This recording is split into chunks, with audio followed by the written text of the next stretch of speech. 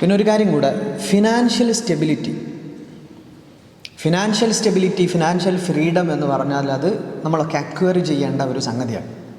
അതിന് നന്നായിട്ട് അധ്വാനിക്കേണ്ടി വരും, ബുദ്ധി ഉപയോഗിക്കേണ്ടി വരും, പല കാര്യങ്ങളും ചെയ്യേണ്ടി വരും.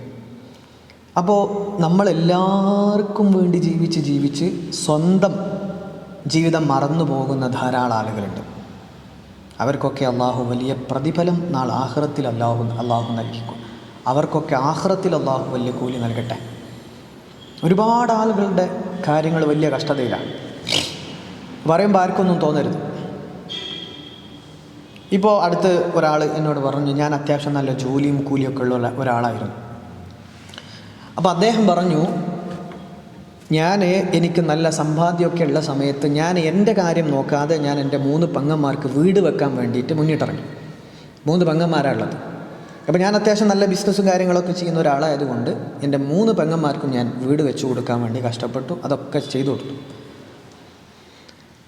അതുപോലെ എൻ്റെ ഒരു അനിയൻ, അവൻ്റെ പഠനത്തിന് ഞാൻ എല്ലാ സൗകര്യവും ലക്ഷങ്ങൾ ചിലവഴിച്ചു, അതിനു വേണ്ടി കാര്യങ്ങളൊക്കെ ചെയ്തു കൊടുത്തു. എല്ലാവർക്കും വേണ്ടി ഞാൻ ജീവിച്ചു. പക്ഷേ എനിക്ക് വേണ്ടി ഞാൻ ഒരു വീട് വെക്കാൻ സാധിച്ചിട്ടില്ല. എൻ്റെ ഉപ്പയുമ്മയൊക്കെ മരിച്ച സമയത്ത് ഇപ്പോൾ ഞങ്ങളുടെ തറവാട് വീട് വിഭജനം, എല്ലാവരും പറഞ്ഞു അത് അനിയന് കൊടുക്കാം. അങ്ങനെ തറവാട് വീട് അനിയൻ്റെ പേരിൽ കൊടുക്കേണ്ടി വന്നു. ഇപ്പോൾ എനിക്ക് സ്വന്തമായിട്ടൊരു വീട് പോലുമില്ല. കോവിഡ് സമയത്ത് എൻ്റെ ബിസിനസ്സും കാര്യങ്ങളൊക്കെ നഷ്ടമായി. ഇന്ന് സ്വന്തമായിട്ടൊരു കിടപ്പാടം പോലും ഇല്ലാത്തൊരു സമയമാണ്. കടങ്ങളെ കൊണ്ട് വലയുകയാണ്. അയാളൊരു കാര്യം കൂടെ പറഞ്ഞു, എൻ്റെ ഭാര്യ പലപ്പോഴും എന്നോട് പറയാറുണ്ടായിരുന്നു, ഒന്ന് സെറ്റിൽ ചെയ്യാൻ, നമ്മുടെ കാര്യത്തിൽ ഒരല്പം ശ്രദ്ധയെങ്കിലും കൊടുക്കാൻ. അന്ന് ഞാനത് കേട്ടിരുന്നെങ്കിൽ ഇന്ന് എനിക്ക് ഈ ഗതി വരില്ലായിരുന്നു. ഞാനീ പറഞ്ഞത് പോസിറ്റീവായിട്ട് എടുക്കണം. മറ്റൊരാൾക്കും ഒന്നും ചെയ്തു കൊടുക്കരുതെന്നല്ല, അങ്ങനല്ല ഇതിൻ്റെ അർത്ഥം. നമുക്ക് ബാധ്യതയുള്ള നിർബന്ധമുള്ള ചില സംഗതികളുണ്ട്. ആ വിഷയത്തിൽ നമ്മൾ വിചാരിക്കുക അത് പിന്നെ ആവാം, 10 കൊല്ലം കഴിഞ്ഞിട്ട് 20 കൊല്ലം കഴിഞ്ഞിട്ടാവാം, ബാക്കിയെല്ലാം നമുക്ക് ചെയ്ത്, അങ്ങനെയല്ല. അവനവൻ്റെ കാര്യത്തിൽ ഒരു പ്രത്യേകമായ ശ്രദ്ധ അത് ചെലുത്തിയിട്ടില്ലെങ്കിൽ പിന്നീട് ഖേദിക്കേണ്ടി വരും. ഇത് പറയുമ്പോൾ ആയിരക്കണക്കിന് ആണുങ്ങൾക്കും പെണ്ണുങ്ങൾക്കും അറിയാം സലിവാഫി പറഞ്ഞത് സത്യമാണ്, ജീവിതാനുഭവമാണെന്ന് അറിയുന്ന ഒരുപാട് ആളുകളുണ്ട്. വെൽ സെറ്റിൽഡ് ആയിട്ടുള്ള ഫിനാൻഷ്യലി നല്ല കഴിവും സമ്പാദ്യമുള്ളവർക്ക് ഇതിൻ്റെ ഗൗരവം മനസ്സിലാവില്ല. ജീവിതത്തിലുടനീളം അധ്വാനിച്ച് എല്ലാവരെയും കരകയറ്റി സ്വയം കരകയറാൻ മറന്നുപോയ കുറേ പേരുണ്ട്. അവസാനം കുടുംബത്തിലും വില നഷ്ടപ്പെട്ട് ആർക്കിടയിലും ഒരു വിലയും നിലയില്ലാതെ 5 പൈസയുടെ വില ഇല്ലാതെ ദമ്പതികളായി മാറേണ്ടി വരുന്ന 1000 പേരുണ്ട്. അങ്ങനെയൊക്കെ സംഭവിച്ച ആരെങ്കിലും ഈ സദസ്സിലുണ്ടെങ്കിൽ നിങ്ങൾ ടെൻഷൻ അടിക്കേണ്ട. നിങ്ങളുടെ ഈ ത്യാഗത്തിനൊക്കെ അള്ളാഹു നിങ്ങൾക്ക് കൂലി തരും. നാളെ പരലോകത്തെങ്കിലും അള്ളാഹു തരട്ടെ. എന്നാലും ഇനിയുള്ള തലമുറക്കെങ്കിലും ഇങ്ങനെ അബദ്ധങ്ങളിലേക്ക് പോകാതിരിക്കാൻ വേണ്ടി പറഞ്ഞതാണ്. നമ്മൾ ഒരല്പം ഫിനാൻഷ്യൽ കാര്യത്തിലൊക്കെ സ്വന്തം ഭാര്യ പറയുന്ന ഐഡിയാസും ടെക്നിക്കുകളൊക്കെ കേൾക്കണം. ഈ പൊട്ടത്തികളായ കുറേ കുണുകുണു ഭാര്യമാരുണ്ടാവും.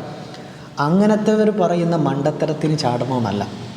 എന്നാലും ഭൂരിപക്ഷം ഭാര്യമാരും നമ്മുടെ ഫിനാൻഷ്യൽ സ്റ്റെബിലിറ്റിക്കും അതുപോലെ നിങ്ങളുടെ സേഫ്റ്റിക്കും കുറേ ടെക്നിക്കുകൾ പറഞ്ഞു. അതിലൊക്കെ ഒരല്പമെങ്കിലും അതൊക്കെ സ്വീകരിക്കുകയാണെങ്കിൽ നിങ്ങൾക്ക് കുറേ കാലം കഴിഞ്ഞാൽ ദുഃഖിക്കേണ്ട അവസ്ഥ വരില്ല. ഇതുകൂടെ ആണുങ്ങളൊന്ന് ശ്രദ്ധിക്കാം. സ്വന്തം ഭാര്യ എന്ത് പറഞ്ഞു കഴിഞ്ഞാലും അത് സ്വീകരിക്കരുതെന്നാണ് മൂല്യാർ വയൽ പറഞ്ഞത്. അങ്ങനെയൊന്നും ഇസ്ലാമിലില്ല. പണ്ട് ഏതോ ഒരു മൂല്യാര വയൽ, ഭാര്യൻ്റെ തലയണ മന്ത്രം ഒന്നും കേൾക്കാൻ പാടില്ല, ഭാര്യ പറഞ്ഞതൊന്നും കേൾക്കുകയാണെങ്കിൽ അയാൾ പെൺകോന്തനാണ്, അയാൾ ഇസ്ലാമെന്ന് പുറത്താണ്, അത് യഥാർത്ഥത്തിലുള്ള ഒരു പുരുഷന് ഭാര്യൻ്റെ വാക്ക് കേൾക്കില്ല. ഇങ്ങനെയൊക്കെ ആരാ പഠിപ്പിച്ചത്? അള്ളാഹിൻ്റെ റസൂൽ സ്വല്ലല്ലാഹു അലൈഹി വസല്ലം ഭാര്യമാരുടെ അഭിപ്രായം എത്ര കേട്ടിട്ടുണ്ട്, എത്ര പേരോട് ഒരുമിച്ച് ചർച്ച ചെയ്തിട്ടുണ്ട്, അവരുടെ ആഗ്രഹങ്ങൾ അവരുടെ ആവശ്യങ്ങൾ നിറവേറ്റി കൊടുത്തിട്ടുണ്ട്. പല വിഷയങ്ങളിൽ അഭിപ്രായങ്ങൾ ചോദിച്ചു ആര്? അള്ളാഹിൻ്റെ റസൂൽ.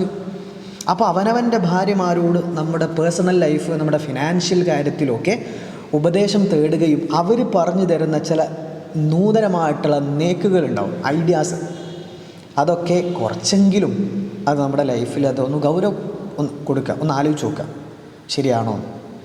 അപ്പോൾ അത് പിന്നീട് നിങ്ങൾക്ക് ദുഃഖിക്കേണ്ട അവസ്ഥ വരില്ല. പിന്നെ കോൾ ചെയ്തിട്ട് ഇദ്ദേഹം പറഞ്ഞത്, ഉസ്താദേ എൻ്റെ ഭാര്യ പലപ്പോഴും എന്നോട് ഇതെല്ലാം പറഞ്ഞു തന്നിരുന്നു, ഞാൻ അന്നത് ചെവിക്കൊണ്ടില്ല.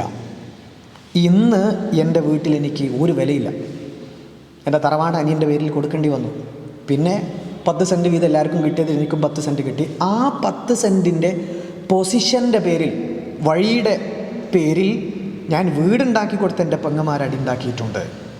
എൻ്റെ ഭാര്യയ്ക്കോ എൻ്റെ മക്കൾക്കോ കുടുംബത്തിൽ ഇപ്പോൾ ഒരു വിലയില്ല. കാരണം എൻ്റെ അടുത്ത് പൈസ ഇല്ല. ഉള്ള സമയത്ത് എല്ലാവരും എന്നെ ഊറ്റി കുടിച്ചു.